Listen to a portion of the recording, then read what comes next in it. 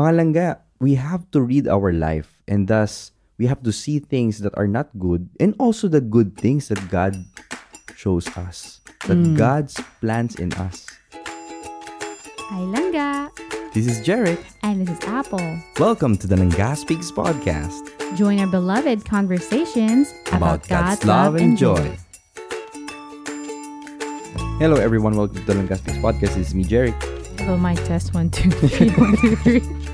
Hello, mic test 1 2 3 1 2 3. So earlier kasi si Apple nagma-mic test 1 2 3 1 2 3 kasi nasira yung isa namin XLR cable.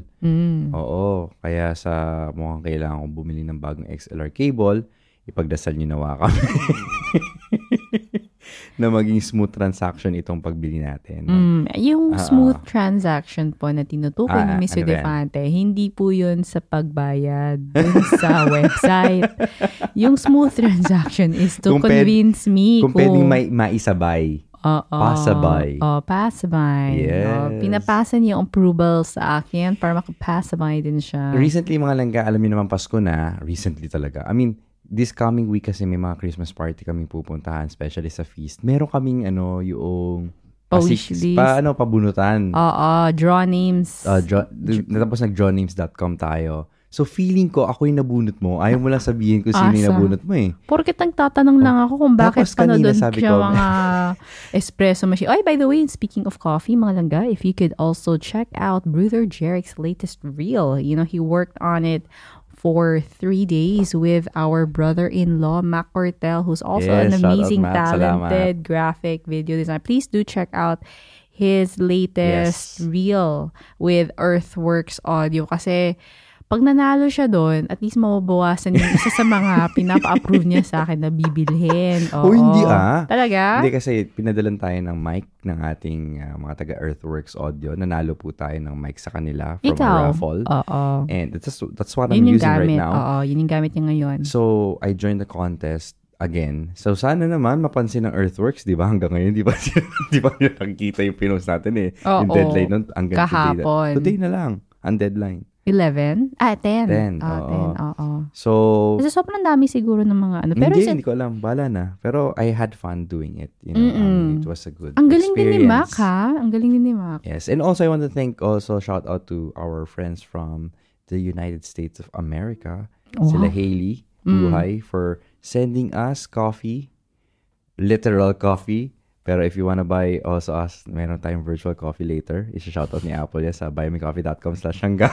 That's buymecoffee.com/LANGGA. Pero si Hailey, nagpadala siya ng coffee from Onyx Coffee Lab. I haven't heard of Onyx. Well, I heard of Onyx kasi the influencers I follow for coffee, si Lance Hedrick. Siya yung isa sa mga guy doon. Tapos one of the biggest TikToker and realerist. Ang ginawa yung tawag doon. Is si Morgan Drinks Coffee, that girl that, yung, naalala mo yung skit na pinakita ko sa'yo, silang dalawa yun. Yung, I said no foam. Yung sinuscoop niya sa kamay, ganyan. So, pero, you know what, in this whole journey with coffee, with you over the past couple of years, na-realize ko, kaya ko naman pag wala siyang gatas. But if there is milk in the coffee, I prefer less foam. So basically, si Lance yung mentor din ni Morgan. Si Morgan recently represented the States sa World Barista Championship. Talaga. So, against people from Archers, ganon. Yes, I get. Not from Archer. Brewers Cup yung sa Archers. Okay. So, bakit pa nag- Nag-uusapan pala namin kape kasi nga mayroon siyang pinapabasa-bay sa akin tungkol sa kape. Anyway. Part din yun sa discernment process namin kung bakit kailangan namin ipagdasal, ipag-discern, pag-usapan kung bakit kailangan pa rin namin idagdag or magpadagdag sa inventory na nag-expand, nag-increase ito sa bahay namin when it comes to coffee. Yes, that's a good segue. Thank you very much. So part of the elements of discernment we've been talking about over the past couple of weeks, and if you have been listening in and journeying with us in the series of discussing Pope Francis' recent ongoing catechesis on discernment every Wednesday, please do let us know. Give us a shout out on our on our socials or send us an email. Let us know what you think. Send us an email on langgaspeaks@gmail.com. You're gonna fall asleep na. Baka kailangan ng kape. Tulungan mo niyo yung asawa ko. Please do check out buymeacoffee.com/langga. That's buymeacoffee.com/LANGGA. Prior to recording this kasi mga langga, pinatulog muna namin 2 bata. Tapos, As naririnig ko yung literal. boses niya. Narinig ko yung boses ni Apple telling me na, Langga, huwag ka matulog. Magre-record pa tayo. Sabi ko, hindi ako natutulog. Talaga? Sabi niya, Hindi ka pa humihili ka nga na, 3 beses ka na humihilig. No, not 3 beses ka humilik. 3 beses ka na nakatulog. And every session of your sleep, may hilik yun. Okay, Anyways, before we start, we are in the 5th minute. Sorry mga langga, just to insert this. I was telling the story to Joseph about Sepjo and Lise, but suddenly, I don't know why Charmander. Oo. Sabi ni Manong, Tatay, where did Charmander come from? Sobrang anto ko, nasabi ko na Charmander yung character. Oh. We were talking about dragons. And I'm like, kahit ako, nagulat ako, sabi ko, what Charmander? Ganun ako kasabaw. But anyway, yun nga, we were focusing on discernment. And as we proceed now, ito yung the book of one's own life. Sabi kasi ni Pope Francis, of course, we are in this topic of discernment. We have to make decisions sa buhay natin. Always and every single day, we have to make decisions on what to buy or when to wake up. Or what not to buy. Or what not to buy. We have to go on this whole journey, in a sense. So, especially what not to buy yet. So, ito yung path of discernment. Every important activity, meron tayong tinatawag na mga instructions. Diba? On how to set up a podcast, how to brew coffee, how to make videos, how to buy, and how to add to cart. Of course, to follow, we must, it all must be learned for them to have its necessary output. Tama. Kaya natin kailangan pag-discussin din ito because ito rin ay isang necessary ingredient for us to discern properly. To know our life's own story. Ano ba yung story ng buhay mo, Langga? Ano ba yung buhay natin, di ba? Knowing one's own life story is an essential ingredient in discerning. Naalala ko tuloy, one of the movies that we were watching recently, or I was introduced to just earlier this year. It's been a while. It's an animation. Parang mukha siyang wooden puppet. Yung The Book of Life. Ang ganda pala ng movie na yun.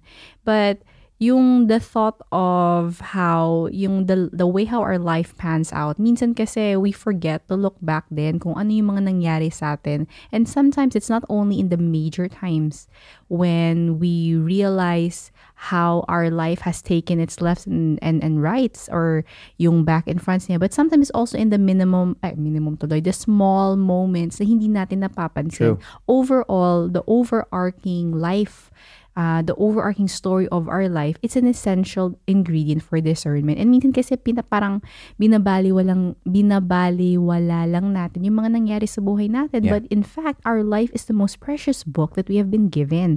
A book that unfortunately, hindi natin binabasa, hindi natin nire-review. Ayaw natin basahin. Oo, kasi ayaw natin balikan. Either nasaktan tayo or nahiya tayo or frustrated tayo dahil hindi nangyari yung mga gusto na nangyari. That's true. So, the thing is, we don't know when the day will come of, our last day on earth, our last day in this life. And while we're still alive, it does have value for us to look back to see how our life has been. And yun din, sobrang busy natin na basahin yung buhay ng iba. We're so busy reading other people's lives, looking at them, pinag-uusapan natin, topic natin. Di ba kanina pinag-uusapan natin sa mga marites sa yung mga kapitbahay, ganyan, yung mga bakit ganon, they never run out of things na pinag-uusapan. Kasi nga, yung pinag-uusapan nila, yung iba't ibang tao na wala dun sa maritesan, ganyan. Yes.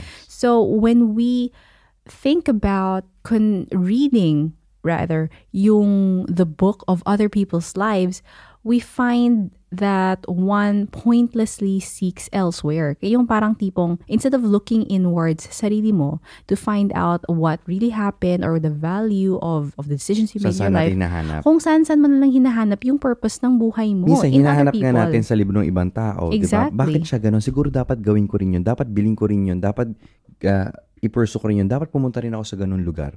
But all of our lives are unique. the decisions we've made is unique. You are unique as a person. And Saint Augustine had understood this by rereading in his life by noticing the silent, the discrete moments, pero the way how God moved, the presence of the Lord in those silent and discrete moments. But he also realized that even in those silent moments, God was very incisive and God was very present in those moments.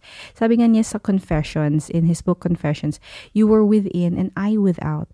And there I did seek you. I, unlovely, rushed heedlessly among the things of beauty you made. You were with me, but I was not with you. His invitation kasi is to cultivate yung inner life natin To find, ano ba talagang hinahanap natin? Huwag mo muna hanapin sa labas. Hanapin muna from within. And he also reiterated that on his book on true religion. Sabi niya doon, return within yourself. In the inward man dwells truth. Balikan mo. Bumalik ka. And that was what Pope Francis in this catechesis is encouraging all of us to return within ourselves, to read our lives, and to read yourself within. How your journey has been.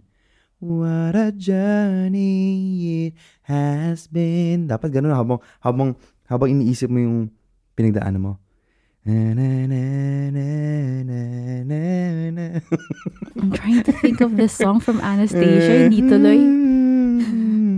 Kakatin ko sana yung sa journey, yung journey of our past, yung kay Anastasia, yung movie, never mind, forget it. So sabi niya daw, with serenity, return within yourself. Balikan mo. Ito yung tipong talagang nawawala ka na sa sarili mo kasi you find yourself seeking value, seeking your purpose in other people. True. When it should be within yourself. Yun when we find ourselves imprisoned by thoughts that lead us away from ourselves, kung sino talaga tayo, yung mga messages that are actually negative, that destroy us as a person, when we reiterate to ourselves statements like, I am worthless. Yan yung sinasabi mo, di ba? Ayaw mo yan pag narinig mo sa mga tao. Ako na mataba. Yung mga self-destroying statements. Inuunahan mo yung iba. So, ang ginagawa mo, naman nila iniisip. ina-assume mo na lang. Sige na, ako nang hindi maganda. Huh?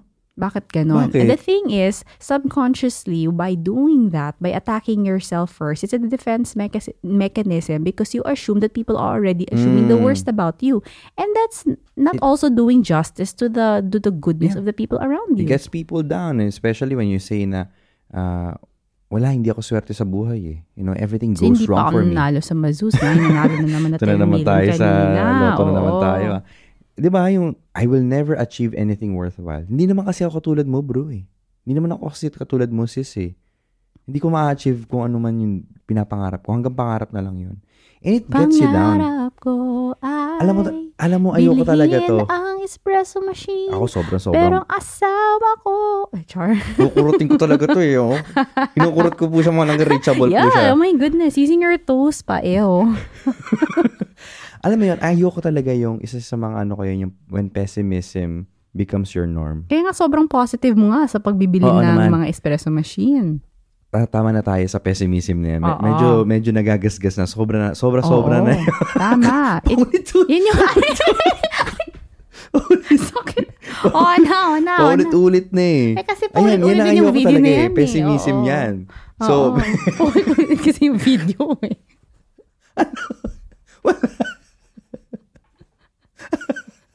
Ay, naku, Malaga, pasensya na. So, again, basically, ang nangyari, kinurot ko siya using my big toe. Ayan, ha? Ow! Reading one's own history kasi also means recognizing the presence of these toxic elements. Tama. Dapat i-recognize mo paulit-ulit, kanina nagmo ko. Ano? Sabi mo? Di ba, ibig sabihin, kailangan ma-recognize din natin na, ganun ba ako ka-negative? Kasi may mga tao na feeling nila nababawasan yung negativity sa buhay nila by sharing it and by spreading it. It doesn't . It actually multiplies. It actually multiplies and it actually brings you down further. It brings you down and you bring other people down with you. Exactly. So, importante naman sa discernment yung i-recognize natin yung toxic traits na yon, yung elements na yon. Pero kailangan i-broaden natin, palawakin natin yung narrative to enable us to learn other things. Bakit ba ganito yung nararamdaman ko? Bakit ba ganito ako ka-negative? Saan ba ito nanggagaling?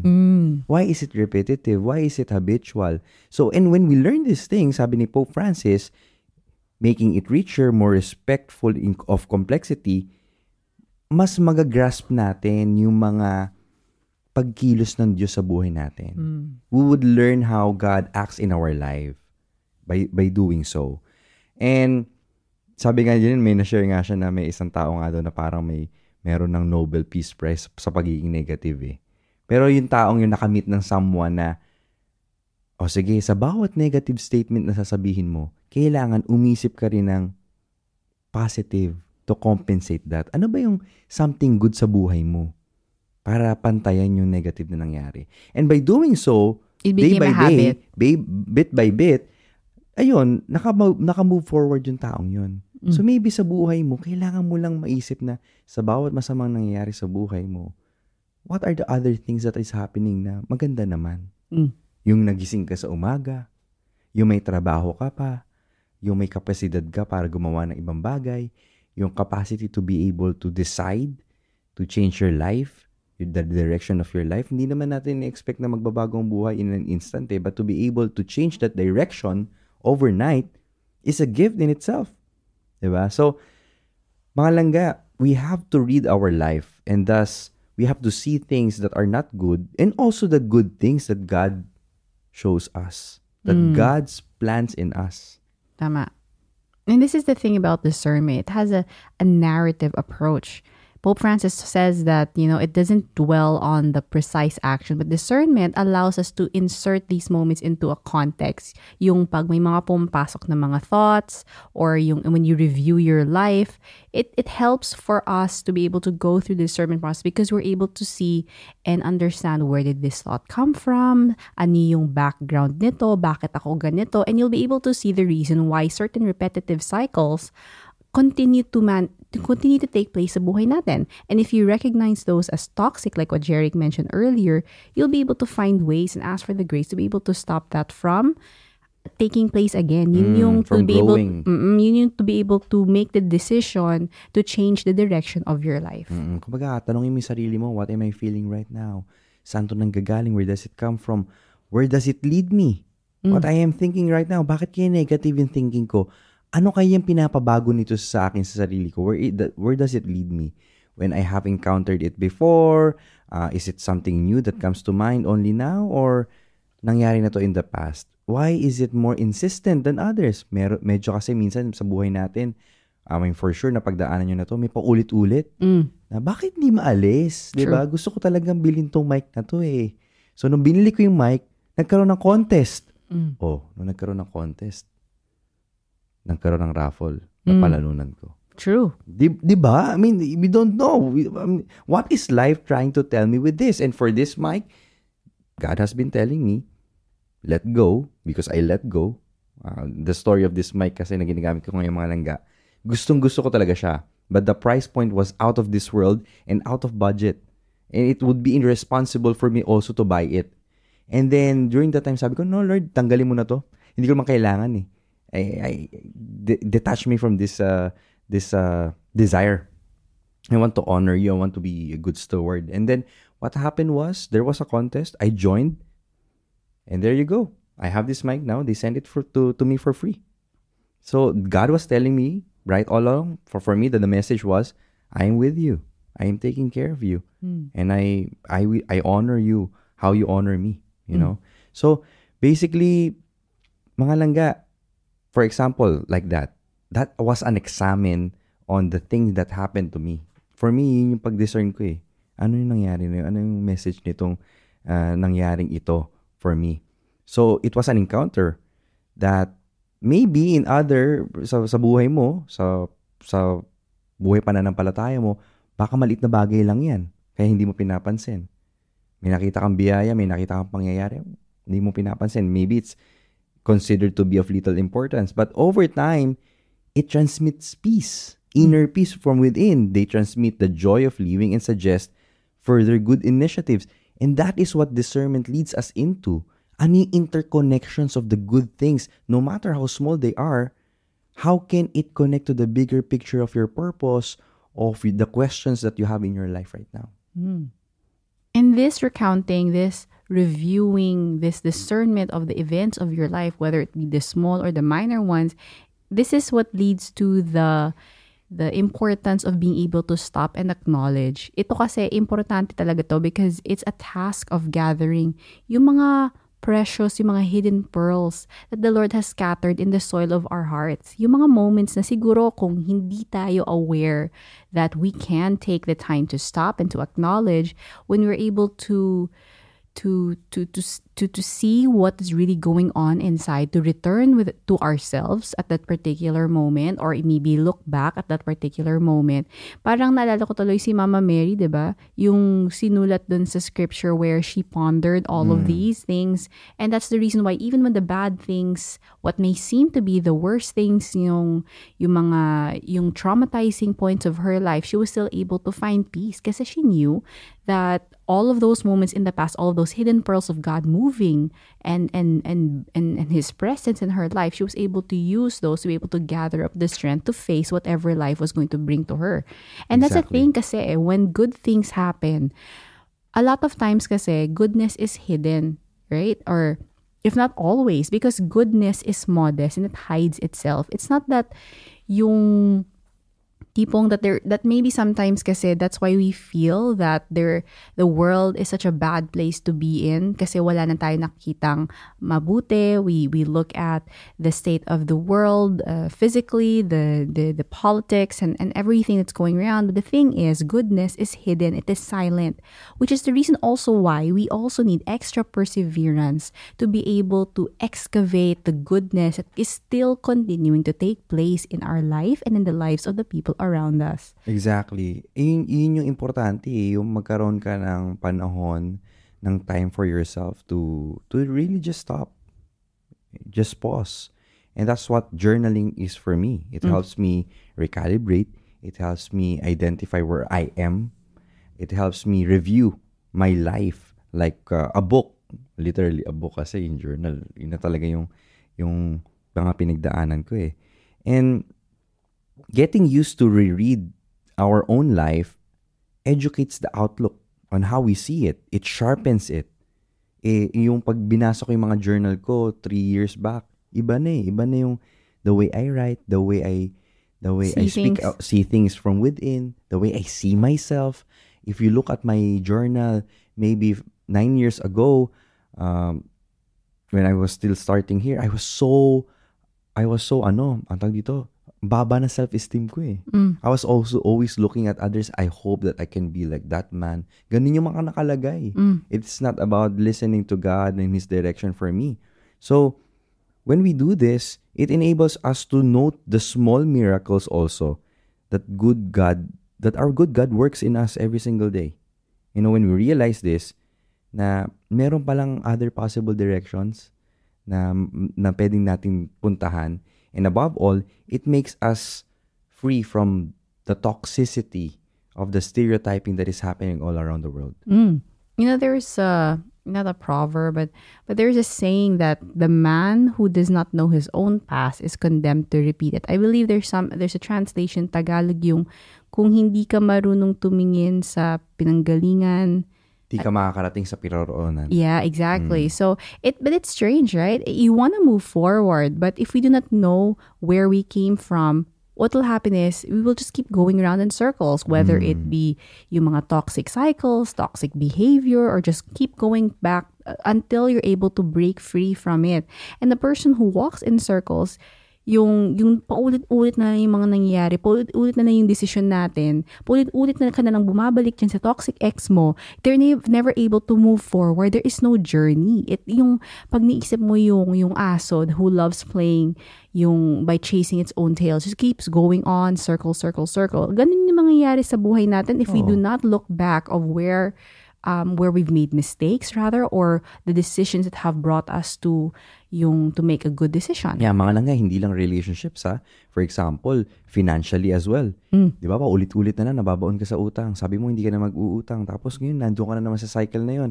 Or yung pagiging enabler mo sa pamilya mo. No? Sabi mo, hindi mo nasusuportahan yung mga toxic habits nila, pero patuloy ka pa rin nagpapadala. Let's say, ganun eh. It applies to all aspects of our lives, even if it's relational, even if it's in our spiritual life. Sabi mo, hindi ka na, makikita mo na ang Diyos sa perspective ng Diyos. Hindi yung tipong sobrang scrupulous ka. Konting mamali ka lang, feeling mo, worthless ka na. Diba? Hindi naman yun ang the way that God sees you. So, mga langga, we have to be able to ask ourselves, have I ever recounted my life to anyone? Or have I reread my life? This is a beautiful experience, to be honest, as an engaged couple nung nagsimula tayo, langga. Especially when we went through Simbis, Saving Your Marriage Before It Starts. It allowed us to actually revisit our lives because there were questions there about the past, about our childhood. Ano yung kinalakihan mo? Were your parents fighting? Were your parents who's doing household chores and stuff like that? So it revisits your life. Mga langga, we're not saying to dwell on the past, ha? We're not saying that. What we're saying is revisit. No, not revisit, but to actually you face it. Ibig sabihin, i-acknowledge mo na nangyari. Wag mong takbuhan, wag mong burahin. But to build a foundation on it, on how you can do better, on how you can turn that pain into a purpose, that burden into a blessing. So mga langga, once again, if you do reach that point where you can retell your story or reread your life to someone, it is one of the most beautiful and intimate forms of communication. You don't need to have a partner for this. Actually, a good friend, you can start it. But more so, God is encouraging us to start it from within. Within yourself, magkaroon ka ng conversation with yourself as well. Because it allows you to discover things na hindi pa nare-reveal before eh. No matter how small and simple it is precisely from these little things that great things are born. Sabi nga sa Luke chapter 16 verse 10. And we can look at the lives of the saints. Right? Even when it comes to reading the lives of others, there's nothing wrong with that din. Pero sometimes kasi we choose to read the books of other lives that instead of bringing us good things, nagiging na lang siya, toxic behavior. So one of the ways that we can read other books, or rather other lives that may bring forth grace sa atin, one can be reading the lives of the saints. Kasi the saints. Kasi saints. Kasi that's something that I also experienced when I read a couple of yung mga stories ng ibang mga santo. It allows me to also to review my own life in how they were able to overcome challenges and still see God moving through them. Ganon. And the way how they were able to overcome these challenges also invites me to see how I would be able to find new meanings, new opportunities to be able to move forward in my life. Yun nga sabi ni Saint Ignatius of Loyola when he was describing the fundamental discovery of his life. He clarified nga din though. He said from experience, he deduced that some thoughts had left him sad, others were cheerful, and little by little he got to know the diversity of thoughts and the diversity of the spirits that stirred within him. It's a way for us to also recognize that you can't be happy all the time then. And there's nothing wrong in also being sad, but what's important is to be able to review that particular moment, to ask yourself those important questions as part of the discernment, so that you'll be able to find the intention, the grace behind it, to be able to move forward in life as well. Tulad ng episode na to, di ba? Hindi naman to all about the good lang eh. We're not talking about na perfecto yung recording, wala kaming kurutan, di ba? It's a mix of good and bad moments as we are recording. Naman ng kurot mo yun eh. Kasi paulit-ulit. So, yun yung mga isang mga sa toxic diba? cycle, kailangan natin i-break. Kailangan diba? natin i-break at kailangan mag-move forward. Thank you Langga for acknowledging your circles. Mga langga, discernment is the narrative reading of the good moments. And the dark moments as well. The consolations and desolations we experience throughout our lives.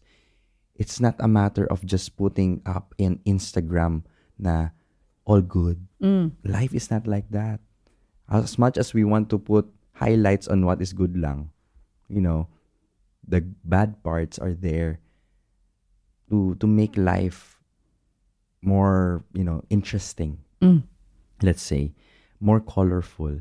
And the bad parts made you who you are today. True. A stronger person, a person who also is able to serve others, who's going through the same pattern or same hurt. Kumbaga yung pain mo, naging ministry mo eh. Yun yung sinasabi ko sa mga nagsiserve sa SMD. Don't waste your pain. Because your pain will be your ministry later on. Right now, you might not recognize it. Brother Jerry, ko naman yan. Kailangan ko mapagbagdaanan tong sakit na to. It's okay. You will learn it later on. That pain will actually allow you to relate with others more, going through the same. Mga langga, in discernment, it is the heart that speaks to us about God. And we must learn to understand that language.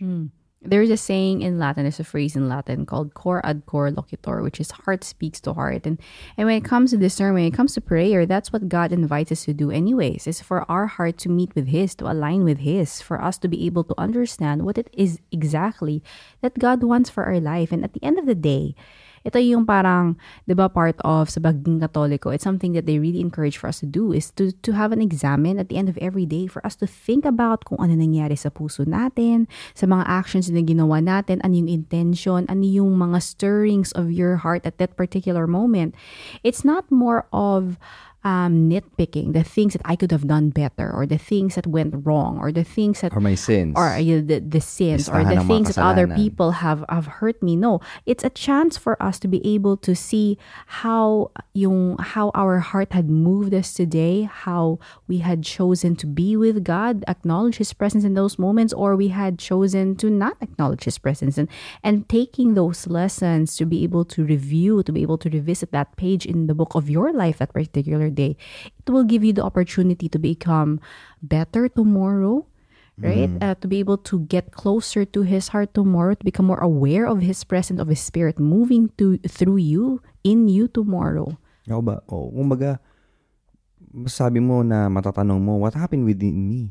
It's not, speaking of better tomorrow, you might not be better tomorrow, but it's all about recognizing it na, ano ba nangyari within me? Did I experience joy? If not, why? What happened? What brought me joy? What brought me sadness? Was I sad? Bakit? And in this way, by learning to discern what happens within us, it allows us to really draw closer near to Him.